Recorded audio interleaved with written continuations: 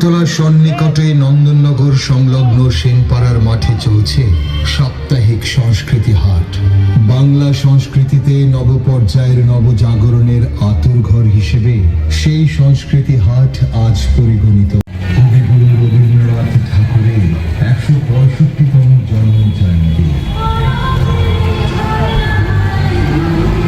আগরতলা সংসদের সভাপতি সহ রাজ্যের বিশিষ্ট সংবাদ ভবনের প্রধান ব্যক্তিত্ব সুস্বামী দেবরায় এবং দর্শকদের সঙ্গে রয়েছেন অন্যান্য গুরুজনেরা।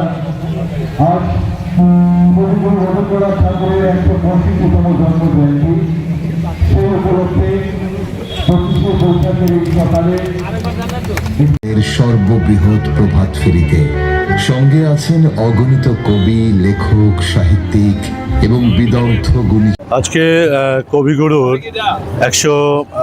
১৬৫তম জন্মজয়ন্তী এবং আমরা যারা বাংলায় কথা বলি, আমাদের কাছে রবিগুরু আমাদের আত্মা।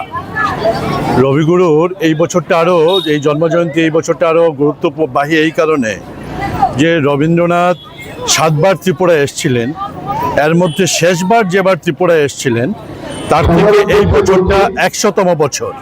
যারা এসে পৌঁছে গেছেন সবাইকে সারিবদ্ধভাবে নিজ নিজ নির্ধারিত স্থানে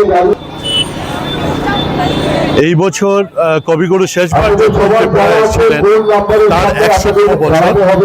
আমরা উজ্জয়ন্ত প্রাসাদের সামনে সেই ১০০তম বছরকে উদযাপন করব। এক রবীন্দ্র স্মৃতি বিজড়িত উমাকান্ত একাডেমির সামনে থেকে একটা যাত্রা শুরু করছি। গিয়ে প্রভাত ফেরি সমাপ্ত হবে উজ্জয়ন্ত প্রাসাদে। এটাও রবীন্দ্র স্মৃতি বিজড়িত একটি প্রাসাদ, সেখানে রবীন্দ্র বন্দনা হবে। আমরা আসলে বাংলা সংস্কৃতিতে যেমনভাবে এই সংস্কৃতিকে রক্ষণের জন্য, এই সংস্কৃতিকে এগিয়ে নিয়ে যাওয়ার জন্য সাপ্তাহিক সংস্কৃতি হাটের আয়োজন